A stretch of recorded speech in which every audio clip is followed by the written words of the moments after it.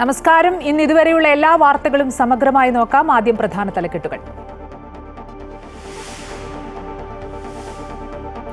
നിലമ്പൂർ തെരഞ്ഞെടുപ്പ് പരാജയത്തിൽ നിലപാട് തിരുത്തി CPM. നിലമ്പൂരിൽ PV അൻവർ ഘടകമായെന്ന് സംസ്ഥാന secretary MV Govindan. Nilambur MLA ആയി ആര്യാടൻ ഷൗക്കത്ത് സത്യപ്രതിജ്ഞ ചെയ്തു. സംസ്ഥാനത്ത് ഇന്ന് ഇടുക്കി, വയനാട് ജില്ലകളിൽ അതിതീവ്ര മഴ മുന്നറിയിപ്പ്. 10 ജില്ലകളിൽ അതിശക്തമായ മഴയ്ക്ക് സാധ്യത. നാളെ 5 ജില്ലകളിൽ ഓറഞ്ച് അലർട്ട്. ബാണാസുര, മലമ്പുഴ, ഷോളയാർ ഡാമുകൾ തുറന്നു. മുല്ലപ്പെരിയാർ നാളെ തുറന്നേക്കും. തൃശൂർ കൊടകരയിൽ കെട്ടിടമിടിഞ്ഞു വീണ് പശ്ചിമബംഗാൾ സ്വദേശികളായ 3 തൊഴിലാളികൾ മരിച്ചു.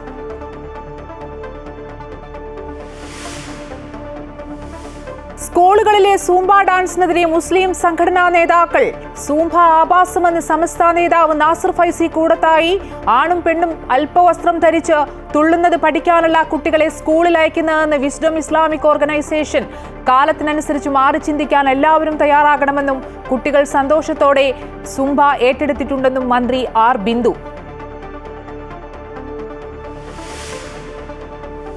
ഭരണഘടനയിൽ പരാമർശവുമായി RSS general secretary Dattatreya Hosabale. ഭരണഘടനയുടെ ആമുഖത്തിൽ സോഷ്യലിസ്റ്റ്, മതേതരത്വം എന്നീ പദങ്ങൾ ആവശ്യമില്ലെന്ന് ഹൊസബാളെ. അംബേദ്കർ തയ്യാറാക്കിയ ഭരണഘടനയിൽ ഈ പദങ്ങൾ ഇല്ലെന്നും അടിയന്തരാവസ്ഥ കാലത്ത് കൂട്ടിച്ചേർക്കപ്പെട്ടതെന്നും പരാമർശം. RSS ഒരിക്കലും ഭരണഘടനയെ അംഗീകരിച്ചിട്ടില്ലെന്ന് കോൺഗ്രസ്.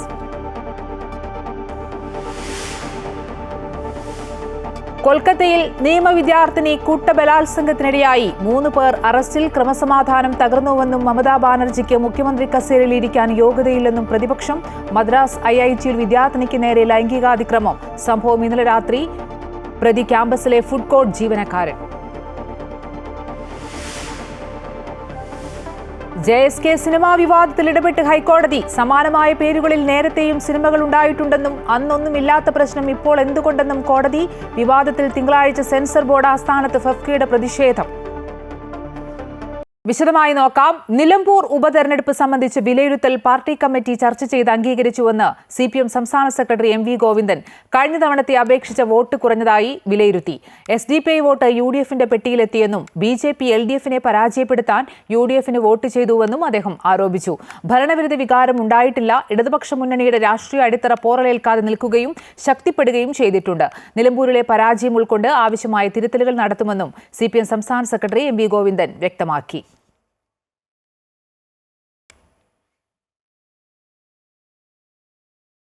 നിലമ്പൂർ ഉപതെരഞ്ഞെടുപ്പിലെ ഇടതുപക്ഷത്തിന്റെ തോൽവിക്ക് PV അൻവറും കാരണക്കാരനാണെന്ന് CPM സംസ്ഥാന കമ്മിറ്റി വിലയിരുത്തൽ. LDF വോട്ടിന്റെ ഒരു ഭാഗം അൻവർ പിടിച്ചു. ഷൗക്കത്ത് വിരുദ്ധ വോട്ടുകൾ അൻവർ നേടിയതായും പാർട്ടി വിലയിരുത്തി. CPM സെക്രട്ടേറിയറ്റ് യോഗത്തിന് ശേഷം ചേർന്ന സംസ്ഥാന കമ്മിറ്റിയിലാണ് നിലമ്പൂർ ഉപതെരഞ്ഞെടുപ്പ് തോൽവി ചർച്ചയായത്. CPM സെക്രട്ടേറിയറ്റ് അംഗത്തെ തന്നെ ഇറക്കി നടത്തിയ രാഷ്ട്രീയ പോരാട്ടത്തിൽ അൻവർ ഇഫക്റ്റ് പ്രകടമായതായാണ് കമ്മിറ്റിയുടെ വിലയിരുത്തൽ. LDF വോട്ടിന്റെ ഒരു ഭാഗം അൻവർ സ്വന്തമാക്കി. LDFനെ വഞ്ചിച്ച ആളാണ് PV അൻവർ എന്ന് ജനങ്ങളെ ബോധ്യപ്പെടുത്താൻ കഴിഞ്ഞില്ല. ആര്യാടൻ ഷൗക്കത്ത് വിരുദ്ധ വോട്ടുകളും അൻവർ സ്വന്തമാക്കി. UDFന്റെ നെഗറ്റീവ് വോട്ടുകളും അൻവറിലേക്കാണ് പോയതെന്നാണ് സംസ്ഥാന കമ്മിറ്റിയുടെ വിലയിരുത്തൽ.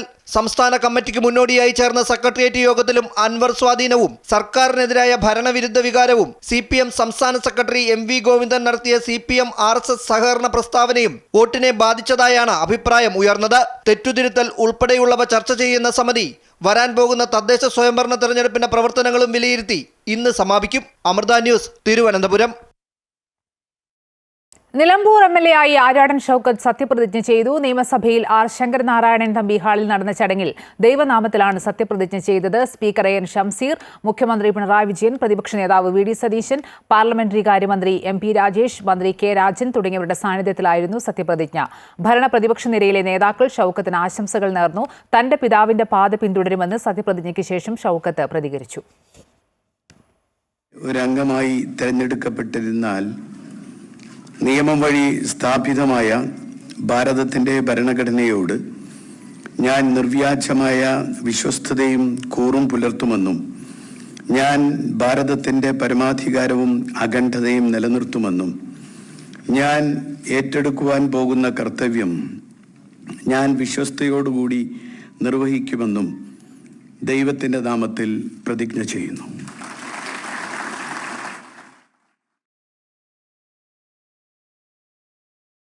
സ്കൂളുകളിൽ ലഹരിവിരുദ്ധ ക്യാമ്പയിന്റെ ഭാഗമായി സൂംബ ഡാൻസ് ഉൾപ്പെടുത്തിയ തീരുമാനത്തിനെതിരെ മുസ്ലിം മതസംഘടനകൾ കാലത്തിനനുസരിച്ച് മാറി ചിന്തിക്കണമെന്ന് മതസംഘടനകൾക്ക് ഉന്നത വിദ്യാഭ്യാസ മന്ത്രി ആർ ബിന്ദുവിന്റെ മറുപടി. മുസ്ലിം മതസംഘടനകൾക്ക് പുനർവിചിന്തനം നടത്തേണ്ടി വരുമെന്ന് SFIയും പ്രതികരിച്ചു. Wisdom Islamic organisation general secretary TK അഷ്റഫിന്റെ ഫേസ്ബുക്ക് പോസ്റ്റിലായിരുന്നു സൂംബയ്ക്കെതിരെയുള്ള ആദ്യ വിമർശനം. ആണും പെണ്ണും അല്പവസ്ത്രം ധരിച്ചു തുള്ളുന്നത് പഠിക്കാനല്ല കുട്ടികളെ സ്കൂളിൽ അയക്കുന്നത്. ഈ പരിപാടിയോട് മാനസികമായി യോജിക്കാത്ത അധ്യാപകരും രക്ഷിതാക്കളുമുണ്ട്. പ്രതികരിച്ചാൽ എന്താകുമെന്ന ഭീതി പലരെയും അസ്വസ്ഥപ്പെടുത്തുന്നു. ഒരധ്യാപകൻ എന്ന നിലയിൽ താൻ ഈ പരിപാടിയിൽ നിന്ന് വിട്ടുനിൽക്കും. തന്റെ മകനും ഈ പരിപാടിയിൽ പങ്കെടുക്കില്ലെന്നും TK അഷ്റഫിന്റെ ഫേസ്ബുക്ക് പോസ്റ്റിൽ പറയുന്നു. തൊട്ടു പിന്നാലെ സൂംബയ്ക്കെതിരെ ഫേസ്ബുക്ക് പോസ്റ്റുമായി സമസ്ത നേതാവ് നാസർ ഫൈസി കൂടത്തായിയും രംഗത്തെത്തി. അല്പവസ്ത്രം ധരിച്ച് കൂടിക്കലർന്ന് ആടിപ്പാടുന്ന രീതിയാണ് സൂംബ എന്നും വലിയ കുട്ടികൾ പോലും ഇങ്ങനെ ചെയ്യണമെന്ന് സർക്കാർ നിർദ്ദേശമുണ്ടെങ്കിൽ അത് പ്രതിഷേധാർഹമാണെന്നും നാസർ ഫൈസി കൂടത്തായി പറയുന്നു. സൂംബ എന്നത് ആഭാസമാണ്. മേനിയഴക് പ്രകടിപ്പിക്കാനും ഇടകലർന്ന് ആടിപ്പാടാനും ധാർമ്മിക ബോധം അനുവദിക്കാത്ത വിദ്യാർത്ഥികളുടെ വ്യക്തി സ്വാതന്ത്ര്യത്തിനും മൗലികാവകാശത്തിനും നേരെയുള്ള ലംഘനമാവും ഇതെന്നും ഫേസ്ബുക്ക് പോസ്റ്റിൽ പറയുന്നു. അതേസമയം ലഹരിക്കെതിരെയുള്ള പോരാട്ടത്തിൽ എല്ലാവരും ഭാഗമാകണമെന്ന് SFI നിലപാട് വ്യക്തമാക്കി. സൂംബ നൃത്തത്തെ എതിർക്കുന്ന മതസംഘടനകൾക്ക് പുനർവിചിന്തനം നടത്തേണ്ടിവരുമെന്നും SFI അഖിലേന്ത്യാ ജോയിന്റ് സെക്രട്ടറി ആദർശം സജി പറഞ്ഞു. ഇത് ലഹരിക്കെതിരായിട്ടുള്ള പോരാട്ടമായി എല്ലാവരും കാണണം. അത് മതമെന്നോ ജാതിയെന്നോ അല്ലെങ്കിൽ വിവിധ രാഷ്ട്രീയ പാർട്ടികളോ ഒന്നും വേർതിരിക്കേണ്ട കാര്യമില്ല. എല്ലാവരും അതൊരു പോരാട്ടമായി ലഹരിക്കെതിരായിട്ടുള്ള പോരാട്ടം നടത്തുക, അതിന്റെ ഭാഗമായി പ്രവർത്തിക്കുക എന്നുള്ളതാണ്. സൂംബയ്ക്കെതിരെ സമസ്തയുടെ യുവജന വിഭാഗം രംഗത്തെത്തിയതിനെതിരെ ഉന്നത വിദ്യാഭ്യാസ മന്ത്രി ആർ ബിന്ദുവും പ്രതികരിച്ചു. നമ്മളിപ്പോൾ 21-ാം നൂറ്റാണ്ടിൻ്റെ ആദ്യപാദം പിന്നിടാണ്. ശാരീരികാരോഗ്യവും മാനസികാരോഗ്യവും രണ്ടും ഉറപ്പാക്കാൻ കഴിയുന്ന ഒന്നാണ്. വളരെ ആഹ്ലാദപൂർവ്വം ഉല്ലാസപൂർവ്വമാണ് കുട്ടികളും സ്കൂൾ സമൂഹമാകെ അത് ഏറ്റെടുത്തിട്ടുള്ളത്. അതിലെന്താ തെറ്റ്? അമൃത ന്യൂസ്, കോഴിക്കോട്. കായികവും മാനസികവുമായ ഉല്ലാസം രൂപപ്പെടുത്താൻ വേണ്ടിയുള്ള ഒരു രീതിയാണ് സൂംബ ഡാൻസ് എന്ന് CPM സംസ്ഥാന സെക്രട്ടറി MV ഗോവിന്ദൻ. കായികക്ഷമത ഏറ്റവും കുറവുള്ള കുട്ടികളുള്ള സംസ്ഥാനമാണ് കേരളം. ഇതിനെതിരായി നിന്നിട്ടുള്ള സംഘടനകളെ ഇത് ബോധ്യപ്പെടുത്തും. ഏകപക്ഷീയമായ നിലപാട് സ്വീകരിക്കില്ലെന്നും MV ഗോവിന്ദൻ പറഞ്ഞു. VSന്റെ ആരോഗ്യത്തിൽ കാര്യമായ പുരോഗതി ഉണ്ടെന്ന് പറയാൻ കഴിയുന്ന നിലയിലല്ല എന്നും അദ്ദേഹം കൂട്ടിച്ചേർത്തു.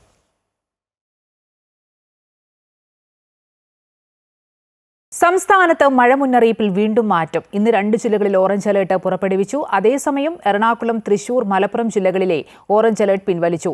കൊല്ലം, തിരുവനന്തപുരം ജില്ലകളിൽ ഒറ്റപ്പെട്ട ഇടങ്ങളിൽ മഴയ്ക്ക് സാധ്യതയുണ്ട്. നാളെ പത്തനംതിട്ട, കോട്ടയം, ഇടുക്കി, മലപ്പുറം, വയനാട് ജില്ലകളിൽ ഓറഞ്ച് അലേർട്ടാണ്. ഉരുൾപൊട്ടൽ, വെള്ളപ്പൊക്കം, മണ്ണിടിച്ചിൽ സാധ്യതയുള്ള പ്രദേശങ്ങളിൽ ജാഗ്രതാ നിർദ്ദേശം നൽകിയിട്ടുണ്ട്. ജില്ലാ ഭരണകൂടം നൽകുന്ന നിർദ്ദേശം അനുസരിച്ച് അപകട സാധ്യതയുള്ള മേഖലകളിൽ നിന്ന് ദുരിതാശ്വാസ ക്യാമ്പിലേക്ക് മാറി താമസിക്കണമെന്ന മുന്നറിയിപ്പുമുണ്ട്. തൃശൂർ കൊടകരയിൽ കനത്ത മഴയിൽ കെട്ടിടം തകർന്നു വീണ് 3 മരണം. പശ്ചിമബംഗാൾ സ്വദേശികളായ റബുൽ ഇസ്ലാം, റാബുൽ മനാൻ, അബ്ദുൽ ആലിം എന്നിവരാണ് മരിച്ചത്.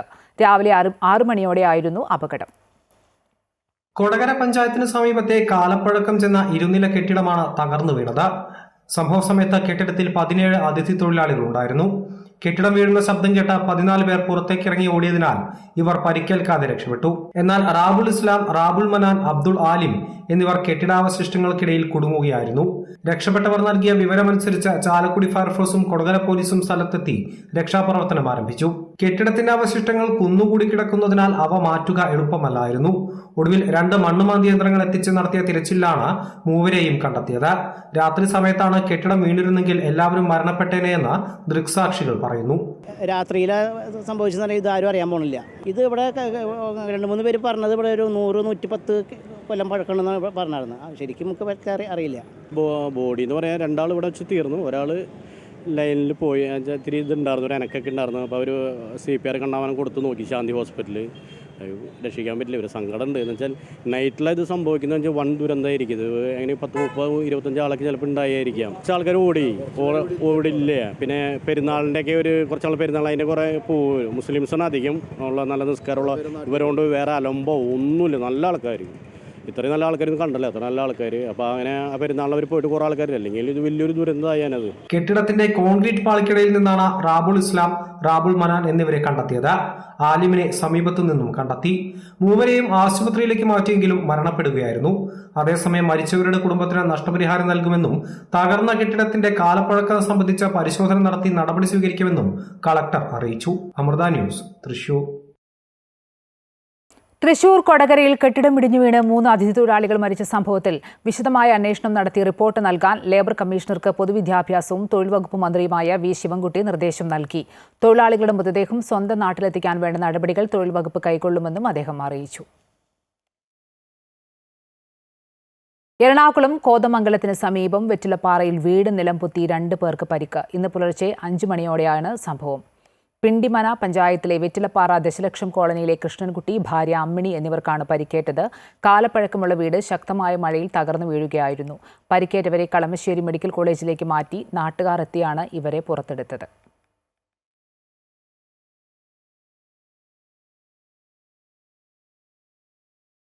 കനത്ത മഴയിൽ ജലനിരപ്പ് ഉയർന്നതിനാൽ വയനാട് ബാണാസുര സാഗർ, പാലക്കാട് മലമ്പുഴ അണക്കെട്ടുകളുടെ ഷട്ടർ ഉയർത്തി. ബാണാസുര സാഗർ ഡാമിന്റെ 4 സ്പിൽവേ ഷട്ടറുകളിൽ 3ാമത്തെ ഷട്ടറാണ് 10 സെന്റിമീറ്റർ ഉയർത്തിയത്. സെക്കൻഡിൽ 50 ക്യൂബിക് മീറ്റർ വെള്ളം പുഴയിലേക്ക് ഒഴുക്കിവിടും. തമിഴ്നാട് വാൽപ്പാറയിലെ ഷോളയാർ ഡാമും തുറന്നു. ഇതോടെ അതിരപ്പള്ളി വനമേഖലയിലേക്ക് അധിക ജലം ഒഴുകിയെത്തും. 2466 ക്യൂബിക് വെള്ളമാണ് കേരളത്തിലേക്ക് ഒഴുകിയെത്തുന്നത്. പെരിങ്ങൽകൂത്ത് ഡാമിൽ ഉൾപ്പെടെ ജലനിരപ്പ് ഉയരും. ആശങ്കപ്പെടേണ്ട സാഹചര്യമില്ലെന്ന് ജില്ലാ ഭരണകൂടം അറിയിച്ചു. മുല്ലപ്പെരിയാറിൽ ജലനിരപ്പ് ഇനിയും ഉയർന്നാൽ അണക്കെട്ട് നാളെ തുറന്നേക്കും. 134.6 അടിയാണ് ഇപ്പോഴത്തെ ജലനിരപ്പ്. റൂൾ കർവ് അനുസരിച്ച് ജൂൺ 30 വരെ 136 അടി വെള്ളമാണ് മുല്ലപ്പെരിയാറിൽ സംഭരിക്കാനാവുക. മുല്ലപ്പെരിയാർ അണക്കെട്ടിന്റെ വൃഷ്ടിപ്രദേശത്ത് മഴ ശക്തമായതോടെ ജലനിരപ്പ് 134.6 അടിയിലെത്തി. അണക്കെട്ടിലേക്കുള്ള നീരൊഴുക്ക് ശക്തമാണ്. മുല്ലപ്പെരിയാർ അണക്കെട്ട് തുറക്കുന്നതിനുള്ള മുന്നറിയിപ്പ് ജാഗ്രതാ നിർദ്ദേശം ഇടുക്കി ജില്ലാ ഭരണകൂടത്തിന് തമിഴ്നാട് നൽകി. ജലനിരപ്പ് ക്രമാതീതമായി ഉയർന്നാൽ ശനിയാഴ്ച അണക്കെട്ട് തുറക്കാനാണ് തമിഴ്നാട് തീരുമാനം. നിലവിലെ റൂൾ കർവ് പ്രകാരം 136 അടി വെള്ളമാണ് തമിഴ്നാടിന് ജൂൺ 30 വരെ സംഭരിക്കാനാകുക. സെക്കൻഡിൽ 6100 ഘനയടി വെള്ളം അണക്കെട്ടിലേക്ക് ഒഴുകിയെത്തുന്നു. 135 അടിയിൽ താഴെയാണ് ജലനിരപ്പ് എന്നതിനാൽ തമിഴ്നാടിന് പരമാവധി 2000 ഘനയടി വെള്ളം വരെ വൈഗയിലേക്ക് കൊണ്ടുപോകാം. നിലവിൽ 1860 ഘനയടി വെള്ളമാണ് കൊണ്ടുപോകുന്നത്. നീരൊഴുക്ക് വർദ്ധിച്ച് അണക്കെട്ട് തുറക്കേണ്ട സാഹചര്യം വന്നാലും പെരിയാറിൽ ജലനിരപ്പ് കുറഞ്ഞു നിൽക്കുന്നതിനാൽ ആശങ്കപ്പെടേണ്ട സാഹചര്യമില്ല. 72 അടി പരമാവധി സംഭരണ ശേഷിയുള്ള വൈഗ അണക്കെട്ട് ഇപ്പോൾ തുറന്നിരിക്കുകയാണ്. സെക്കൻഡിൽ 3000 ഘനയടി വെള്ളമാണ് പുറത്തേക്ക് ഒഴുക്കുന്നത്. 2021 ഡിസംബറിൽ മുന്നറിയിപ്പില്ലാതെ തമിഴ്നാട് മുല്ലപ്പെരിയാർ അണക്കെട്ടിൽ നിന്ന് പെരിയാറിലേക്ക് വെള്ളമൊഴുക്കിയത് വലിയ വിമർശനങ്ങൾക്ക് വഴിവെച്ചിരുന്നു. 2022 ഓഗസ്റ്റിലാണ് അണക്കെട്ട് അവസാനമായി തുറന്നത്. അമൃത ന്യൂസ്, ഇടുക്കി. വയനാട്ടിൽ കനത്ത മഴ തുടരുന്നതിനിടെ ആശങ്കയായി വെള്ളമുണ്ട പുളിഞ്ഞാലിൽ റോഡിൽ വലിയ ഗർത്തം രൂപപ്പെട്ടു. ബാണാസുര മലയുടെ താഴ്വാരത്ത് 1.5 കിലോമീറ്റർ അകലെ നെല്ലിക്കാച്ചാലിലാണ് കുഴി രൂപപ്പെട്ടത്. വിവരമറിഞ്ഞ് പഞ്ചായത്ത് അധികൃതരും റവന്യൂ വകുപ്പിൽ നിന്നുള്ള ഉദ്യോഗസ്ഥരും സ്ഥലത്തെത്തി പ്രാഥമിക പരിശോധന നടത്തി. പ്രദേശത്ത് ഇന്ന് വിദഗ്ധ സംഘമെത്തും. സമീപത്തെ ആദിവാസി ഉന്നതിയിലെ 26 കുടുംബങ്ങളെ പുളിഞ്ഞാൽ സ്കൂളിലേക്ക് മാറ്റി പാർപ്പിച്ചു. ബാണാസുര മലയുടെ പരിസര പ്രദേശങ്ങളിൽ ചില ഭാഗം പരിസ്ഥിതി ദുർബല മേഖലയാണ്. കാസർകോട് അജാനൂർ കടപ്പുറത്ത് രൂക്ഷമായ കടലാക്രമണം. ശക്തമായ തിരയടിച്ചിലിൽ കല്ലുകൾ ഇളകി. തിരമാലകൾ തീരദേശ റോഡിന് സമീപം എത്തിയിരിക്കുകയാണ്. തിരയടിയിൽ മണ്ണിളകി വരുന്നത് പഞ്ചായത്ത് നിർമ്മിച്ച റോഡിന് ഭീഷണിയാവുകയാണ്. റോഡ് തകരുമെന്ന ഭീതിയിലാണ് പ്രദേശവാസികൾ. സ്ഥലത്ത് ഇന്ന് രാവിലെ 3 തെങ്ങുകൾ കടപുഴകി വീഴുകയും ചെയ്തു. പ്രദേശത്ത് 100 മീറ്ററോളം കടലെടുത്തിരിക്കുകയാണ്. ദുരന്ത നിവാരണ വിഭാഗം ഡെപ്യൂട്ടി തഹസിൽദാർ PV തുളസിരാജിന്റെ നേതൃത്വത്തിൽ സ്ഥലം സന്ദർശിച്ച് സ്ഥിതിഗതികൾ വിലയിരുത്തി. കോട്ടയം തീക്കോയി വാഗമൺ റോഡിൽ കൂറ്റൻ കല്ല് റോഡിലേക്ക് പതിച്ചു. രാവിലെ 10:45ഓടെ കല്ലം കവലയ്ക്ക് സമീപമായിരുന്നു സംഭവം. റോഡരികിലെ പുരയിടത്തിലിരുന്ന കല്ലാണ് ഇളകി റോഡിൽ വീണത്. ഇന്നലത്തെ കനത്ത മഴയിൽ മണ്ണിളകി കല്ലോടയിലേക്കും റോഡിലേക്കുമായി പതിക്കുകയായിരുന്നു. സംഭവ സമയത്ത് റോഡിൽ വാഹനങ്ങളില്ലാതിരുന്നതിനാൽ വലിയ അപകടം ഒഴിവായി. കല്ല് വീണ് ഓടയുടെ കോൺക്രീറ്റ് ഭിത്തി തകർന്നിട്ടുണ്ട്. വാഹന ഗതാഗതത്തിന് തടസ്സമില്ല. മറ്റു വാർത്തകൾ നോക്കുകയാണെങ്കിൽ ഇന്ത്യൻ ഭരണഘടനയുടെ ആമുഖത്തിൽ നിന്നും സോഷ്യലിസ്റ്റ്, മതേതരത്വം എന്നീ പദങ്ങൾ ആവശ്യമില്ലെന്ന് RSS. കോൺഗ്രസ് സർക്കാർ അടിയന്തരാവസ്ഥ കാലത്ത് ഭരണഘടനയിൽ ഉൾപ്പെടുത്തിയ പദങ്ങളാണിവയെന്ന് ചൂണ്ടിക്കാട്ടിയാണ് RSS പുതിയ ചർച്ചകൾക്ക് തുടക്കമിടുന്നത്. RSS ജനറൽ സെക്രട്ടറി ദത്താത്രേയ ഹൊസബാലയാണ് വിഷയം ഉയർത്തിക്കാട്ടിയത്. ഡൽഹിയിൽ സംഘടിപ്പിച്ച പൊതുചടങ്ങിൽ സംസാരിക്കുകയായിരുന്നു അദ്ദേഹം.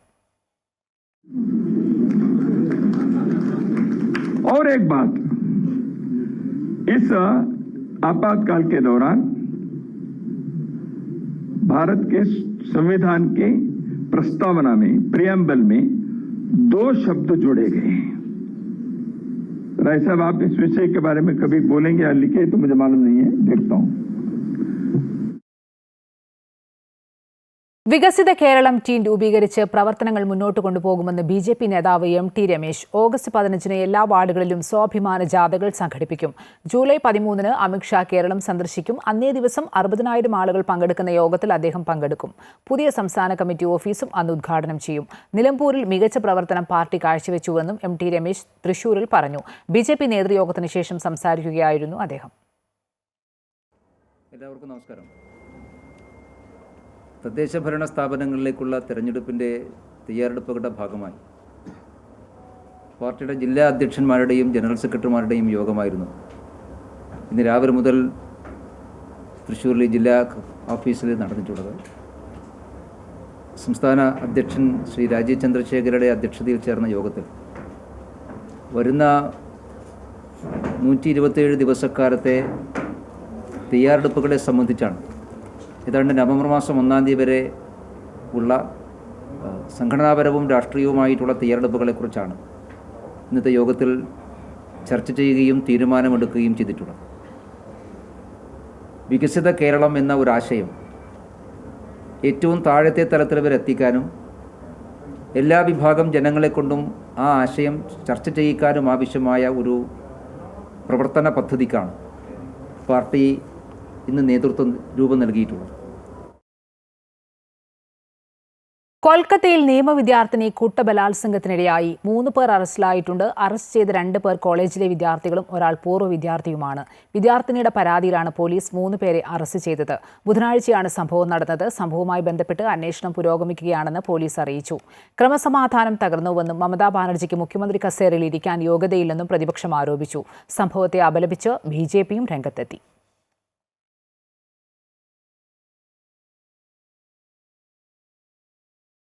IIT മദ്രാസ് ക്യാമ്പസിൽ വിദ്യാർത്ഥിനിക്ക് നേരെ ലൈംഗികാതിക്രമം. ബുധനാഴ്ച രാത്രി 7:30 ക്യാമ്പസിലൂടെ നടന്നു പോകുന്നതിനിടെയാണ് വിദ്യാർത്ഥിനിക്ക് നേരെ ലൈംഗികാതിക്രമം ഉണ്ടായത്.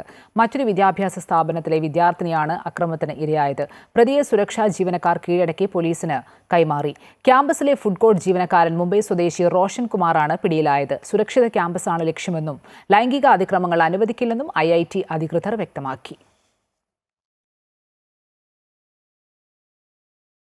വ്യോമയാന സെക്രട്ടറിയെ വിളിപ്പിച്ച് പാർലമെന്ററി സമിതി. ബോയിംഗ് കമ്പനി അധികൃതർക്കും ഹാജരാകാൻ നിർദ്ദേശം നൽകിയിട്ടുണ്ട്. അഹമ്മദാബാദ് വിമാന അപകടത്തിന്റെ പശ്ചാത്തലത്തിലാണ് നടപടി. സുരക്ഷിതമായ യാത്രയ്ക്ക് വേണ്ട മാർഗനിർദ്ദേശങ്ങൾ ഉൾപ്പെട്ട റിപ്പോർട്ട് സമിതി സമർപ്പിക്കും. സമീപകാലത്തുണ്ടായ വിമാന അപകടങ്ങളും വ്യോമയാന മേഖലയിലെ ജീവനക്കാരുടെ കുറവും അടക്കമുള്ള വിഷയങ്ങൾ പരിശോധിക്കും. അപകടങ്ങൾക്ക് പിന്നാലെ വിഷയത്തിൽ സമഗ്രമായ അവലോകനം വേണമെന്ന് MP-മാർ സമിതിയോട് ആവശ്യപ്പെട്ടിരുന്നു. കേരളത്തിലെ സർവകലാശാലകളിൽ സ്ഥിരം വൈസ് ചാൻസലർമാരെ നിയമിക്കാത്തതിൽ സംസ്ഥാന സർക്കാരിനും ചാൻസലർക്കും ഹൈക്കോടതിയുടെ രൂക്ഷ വിമർശനം. സ്ഥിരം വൈസ് ചാൻസലർമാരെ നിയമിക്കണമെന്ന് കോടതി. ഗവർണറും സർക്കാരും തമ്മിലുള്ള വടംവലി സംസ്ഥാനത്തെ ഉന്നത വിദ്യാഭ്യാസത്തെ ബാധിക്കുന്ന സാഹചര്യം വിലയിരുത്തിയാണ് കോടതിയുടെ വിമർശനം. തിങ്കളാഴ്ച സെൻസർ ബോർഡ് ആസ്ഥാനത്തേക്ക് പ്രതിഷേധം നടത്തുമെന്ന് FEFKA. Janaki versus state of Kerala എന്ന ചിത്രത്തിന് സെൻസർ അനുമതി നൽകാത്തതിലാണ് പ്രതിഷേധം. ജാനകി എന്ന പേര് സിനിമയിൽ ഉപയോഗിക്കാൻ പാടില്ലെന്ന നിലപാട് അംഗീകരിക്കാനാവില്ലെന്ന് ഫഫ്ക ഭാരവാഹികൾ അറിയിച്ചു. സിനിമയുടെ അണിയറ പ്രവർത്തകർ നൽകിയ ഹർജിയിൽ കോടതി തീരുമാനം അറിഞ്ഞ ശേഷം സിനിമാ സംഘടനകൾ ചേർന്ന് റിട്ട് ഹർജി നൽകുമെന്നും ഫഫ്ക ജനറൽ സെക്രട്ടറി B. ഉണ്ണികൃഷ്ണൻ പറഞ്ഞു. JSK Janaki versus state of Kerala എന്ന ചിത്രത്തിന്റെ അണിയറ പ്രവർത്തകർക്ക് പൂർണ്ണ പിന്തുണ പ്രഖ്യാപിച്ചിരിക്കുകയാണ് ഫഫ്ക. ജാനകി എന്ന പേര് സിനിമയിൽ ഉപയോഗിച്ചിരിക്കുന്നതിനാലാണ് സെൻസർ അനുമതി നിഷേധിച്ചത്. പ്രാദേശിക സെൻസർ ബോർഡ് ആദ്യം അനുമതി നിഷേധിച്ചതിനെ തുടർന്ന് ഇന്നലെ റിവൈസ് കമ്മിറ്റിയും ചിത്രം കണ്ടിരുന്നു. മികച്ച ചിത്രമെന്ന് സെൻസർ അംഗങ്ങൾ പറഞ്ഞതായും എന്നാൽ പേര് മാറ്റണമെന്ന് നിർദ്ദേശിച്ചതുമായാണ് സംവിധായകൻ ഫഫ്ക ഭാരവാഹികളെ അറിയിച്ചത്. സെൻസർ ബോർഡ് നടപടിയിൽ പ്രതിഷേധിച്ച് തിങ്കളാഴ്ച തിരുവനന്തപുരത്തെ സെൻസർ ബോർഡ് ഓഫീസിലേക്ക് മാർച്ച് നടത്തുമെന്ന് ഫഫ്ക ജനറൽ സെക്രട്ടറി B. ഉണ്ണികൃഷ്ണൻ പറഞ്ഞു. ഇതിനെ പബ്ലിക് ഡൊമൈനിൽ ഈ വിഷയത്തെ വളരെ സജീവമായി നിലനിർത്തുവാനും തുടർ ചർച്ചകളിലേക്ക് പൊതുസമൂഹത്തെയും മാധ്യമ സമൂഹത്തെയും നിർബന്ധിക്കുവാനുമാണ് ഞങ്ങൾ തീരുമാനിച്ചിരിക്കുന്നത്. അതിൻ്റെ ഭാഗമായി തിങ്കളാഴ്ച ഞങ്ങൾ തിരുവനന്തപുരത്ത് CBFCയുടെ റീജിയണൽ ഓഫീസിൻ്റെ മുമ്പിൽ ഒരു ദിവസം നീണ്ടു നിൽക്കുന്ന ഒരു സമര പരിപാടി ആവിഷ്കരിച്ചിട്ടുണ്ട്. ഇതിൽ മലയാള ചലച്ചിത്ര വ്യവസായത്തിലെ ഞങ്ങളുടെ സഹോദര സംഘടനകൾ പങ്കെടുക്കും. നിലവിലെ സംഭവങ്ങൾ സിനിമയുടെ മാത്രം പ്രശ്നമായി കാണുന്നില്ലെന്ന് തിരക്കഥാകൃത്ത് രഞ്ജി പണിക്കർ അഭിപ്രായപ്പെട്ടു. ഈ സിനിമയെ സംബന്ധിച്ചുണ്ടായ ഒരു വിഷയമായിട്ട് മാത്രം ഇതിനെ നമുക്ക് കാണാൻ കഴിയില്ല. കഴിഞ്ഞ കുറച്ച് കാലങ്ങളായി നമ്മുടെ സാംസ്കാരിക രംഗത്ത് സിനിമയടക്കം ഇത്തരം പ്രവണതകൾ വർദ്ധിച്ചു വരുന്നുണ്ട്.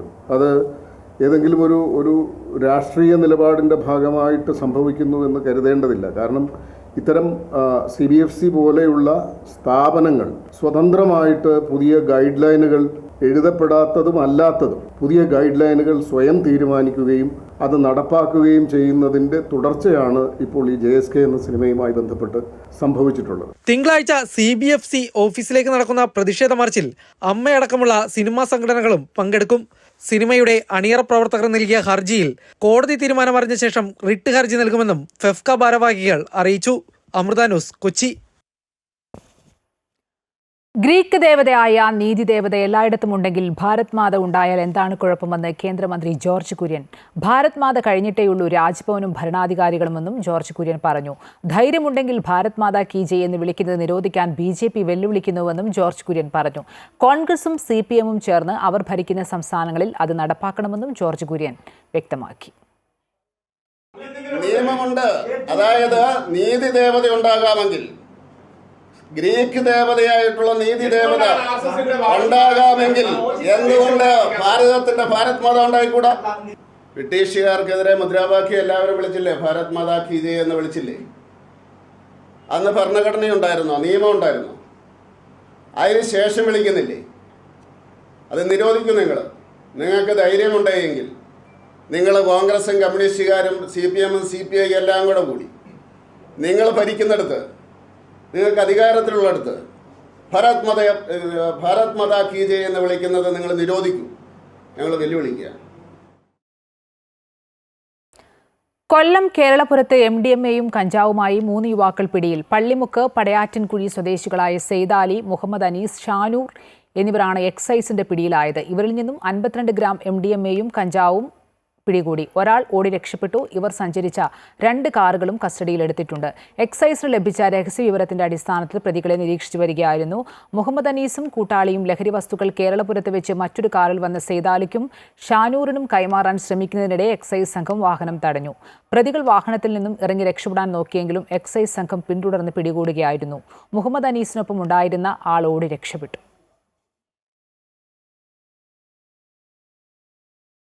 മലപ്പുറം കാളികാവിലെ കടുവ ദൗത്യത്തിനിടെ സംഘത്തിന് നേരെ തിരിഞ്ഞ കടുവയെ വെടിവെച്ചു. പിന്നാലെ കടുവ ഓടി രക്ഷപ്പെട്ടു. പമ്പ് ആക്ഷൻ ഗൺ ഉപയോഗിച്ചാണ് വെടിവെച്ചത്. കടുവയ്ക്കായി തിരച്ചിൽ ആരംഭിച്ചെങ്കിലും കണ്ടെത്താൻ ഇതുവരെ ആയിട്ടില്ല.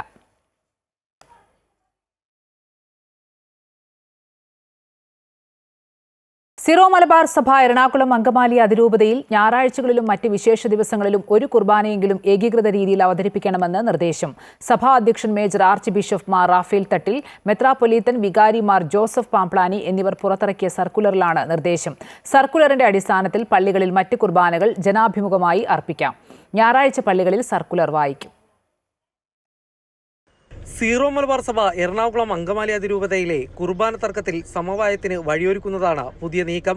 ജനാഭിമുഖ കുർബാന തുടരാമെങ്കിലും ഞായറാഴ്ചകളിലും മറ്റ് വിശേഷ ദിവസങ്ങളിലും ഒരു തവണയെങ്കിലും ഏകീകൃത കുർബാന അർപ്പിക്കണം. സഭാധ്യക്ഷൻ major archbishop Mar Raphael Thattil, metropolitan vicar Mar Joseph Pamplany എന്നിവർ പുറത്തിറക്കിയ സർക്കുലർ ഞായറാഴ്ച പള്ളികളിൽ വായിക്കും. ആൽമായരുമായും വൈദികരുമായും നടത്തിയ ചർച്ചക്കൊടുവിലാണ് പുതിയ മാർഗരേഖ പുറത്തിറക്കിയത്. മേജർ ആർച്ച് ബിഷപ്പ്, മെത്രോപൊലിത്തൻ എന്നിവർക്ക് അതിരൂപതയിലെ പള്ളികളിൽ ഏകീകൃത കുർബാന അർപ്പിക്കാൻ അവസരമൊരുക്കണമെന്നും സർക്കുലറിൽ ആവശ്യപ്പെടുന്നു. അതിരൂപതയിലെ നവവൈദികരുടെ അപേക്ഷ പരിഗണിച്ച് ജനാഭിമുഖ കുർബാന അർപ്പിക്കാൻ അതിരൂപത അധ്യക്ഷന് അനുമതി നൽകാം. വൈദികർക്കെതിരായ അച്ചടക്ക നടപടികൾ രമ്യമായി പരിഹരിക്കുമെന്നും സർക്കുലറിൽ പറയുന്നു. അതിരൂപതയിൽ നിലവിലുള്ള പുതിയ കൂരിയ അംഗങ്ങളെ ജൂലൈ 3 മുതൽ പുതിയ ഉത്തരവാദിത്തങ്ങളിലേക്ക് മാറ്റും. അമൃത ന്യൂസ്, കൊച്ചി. ഹൃദയാഘാതത്തെ തുടർന്ന് തിരുവനന്തപുരത്തെ സ്വകാര്യ ആശുപത്രിയിൽ ചികിത്സയിൽ കഴിയുന്ന മുൻ മുഖ്യമന്ത്രി VS അച്യുതാനന്ദന്റെ ആരോഗ്യനില മാറ്റമില്ലാതെ തുടരുന്നതായി മെഡിക്കൽ ബുള്ളറ്റിൻ. ഹൃദയമിടിപ്പും ശ്വാസോച്ഛ്വാസവും സാധാരണ നിലയിൽ കൊണ്ടുവരാനുള്ള ശ്രമം തുടരുകയാണ്. തീവ്രപരിചരണ വിഭാഗത്തിൽ ജീവൻ രക്ഷാ ഉപകരണങ്ങളുടെ സഹായത്തോടെയാണ് VS തുടരുന്നത്. വിവിധ വിഭാഗങ്ങളിലെ വിദഗ്ധ ഡോക്ടർമാരാണ് നേതൃത്വത്തിലാണ് ചികിത്സ. SFI 18-ാം അഖിലേന്ത്യാ സമ്മേളനത്തിന് കോഴിക്കോട് തുടക്കമായി. SFI അഖിലേന്ത്യാ പ്രസിഡന്റ് VP സാനു പതാക ഉയർത്തി. ഹിന്ദുത്വ ശക്തികൾക്കെതിരെയുള്ള പോരാട്ടമുഖത്ത് യുവജനങ്ങൾ അണിനിരക്കണമെന്ന് മാധ്യമപ്രവർത്തകൻ ശശികുമാർ പറഞ്ഞു. പലസ്തീൻ സോളിഡാരിറ്റി നഗറിൽ കൊടി ഉയർന്നതോടെയാണ് SFI സമ്മേളനത്തിന് തുടക്കമായത്. 517 പേരാണ് സമ്മേളന പ്രതിനിധികൾ. 198 നിരീക്ഷകരും 77 കേന്ദ്ര കമ്മിറ്റി അംഗങ്ങളും പ്രതിനിധി സമ്മേളനത്തിൽ പങ്കെടുക്കും. 1,00,000 വിദ്യാർത്ഥികൾ പങ്കെടുക്കുന്ന SFI അഖിലേന്ത്യാ സമ്മേളനം 30-നാണ് അവസാനിക്കുക. മാധ്യമപ്രവർത്തകനായ ശശികുമാറും നാടക പ്രവർത്തകനായ MK റൈനയും ചേർന്ന് സമ്മേളനം ഉദ്ഘാടനം ചെയ്തു. We cannot run away from culture, demystify it and question the values that these so-called cultural ambassadors are putting before us. CPM general secretary MA Baby, Prakash Karat, Biman Basu, A Vijayaraghavan എന്നിവർ നാളെയാണ് സമ്മേളനത്തിൽ പങ്കെടുക്കുക. അമൃത ന്യൂസ്, കോഴിക്കോട്. ലഹരി വിരുദ്ധ ദിനാചരണത്തിന്റെ ഭാഗമായി കോയമ്പത്തൂർ അമൃത വിശ്വവിദ്യാപീഠത്തിലെ അമൃത ഇന്റർനാഷണൽ സ്കൂൾ ഓഫ് ലോയിലെ വിദഗ്ധ പാനൽ ചർച്ച സംഘടിപ്പിച്ചു. ലഹരി വസ്തുക്കൾക്കെതിരെ ഒരുമിച്ച് എന്ന സന്ദേശവുമായി ബ്രിഡ്ജിംഗ് ദ ഗ്യാപ്സ്, നിയമം, മാനസികാരോഗ്യം, സമൂഹം എന്നീ വിഷയങ്ങളിൽ ചർച്ച സംഘടിപ്പിച്ചു. ഹൈക്കോടതി മുൻ ജഡ്ജി PG അജിത് കുമാർ മുഖ്യപ്രഭാഷണം നടത്തി. പരിപാടിയിൽ കോയമ്പത്തൂർ പെർമനന്റ് ലോക് അദാലത്ത് ചെയർമാനും ജില്ലാ ജഡ്ജുമായ G നാരായണൻ, ജില്ലാ നിയമ സേവന അതോറിറ്റി സെക്രട്ടറിയും സബ് ജഡ്ജുമായ K രമേശ് എന്നിവർ സംസാരിച്ചു. Advocate M Mathivanan, advocate V Stephina Rose, doctor Santhosh Gandhi തുടങ്ങിയവർ പങ്കെടുത്തു. പരിപാടിയുടെ ഭാഗമായി വിദ്യാർത്ഥികൾ ലഹരി വിരുദ്ധ പ്രതിജ്ഞയെടുത്തു. ഇന്ത്യൻ സൊസൈറ്റി ഓഫ് ക്രിമിനോളജി, ലോക്ടോപ്പസ്, കോയമ്പത്തൂർ ജില്ലാ നിയമ സേവന അതോറിറ്റി, അമൃത വിശ്വവിദ്യാപീഠത്തിലെ NSS യൂണിറ്റ് എന്നിവയുടെ സഹകരണത്തോടെയാണ് പരിപാടി സംഘടിപ്പിച്ചത്.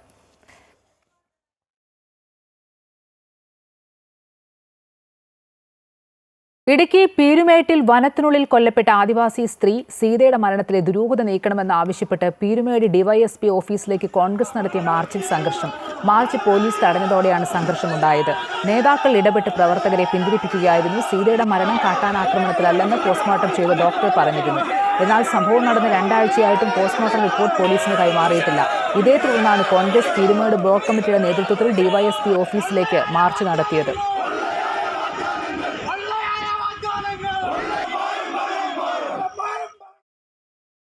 തൃശൂർ അരിമ്പൂരിൽ CPM ലോക്കൽ കമ്മിറ്റി ഓഫീസിൽ ആക്രമണം. ഡിവൈഎഫ്ഐയുടെ ഓഫീസടക്കം പ്രവർത്തിക്കുന്ന 2 നിലകളിലുള്ള കെട്ടിടത്തിന്റെ പൂട്ട് തകർത്ത് അകത്ത് കടന്നാണ് അതിക്രമം നടത്തിയത്. ഇന്നലെ രാത്രിയായിരുന്നു സംഭവം. താഴെ നിലയിലുള്ള CPM ഓഫീസിലുണ്ടായിരുന്ന രേഖകളും കൊടികളും നശിപ്പിക്കാൻ ശ്രമം നടന്നിട്ടുണ്ട്.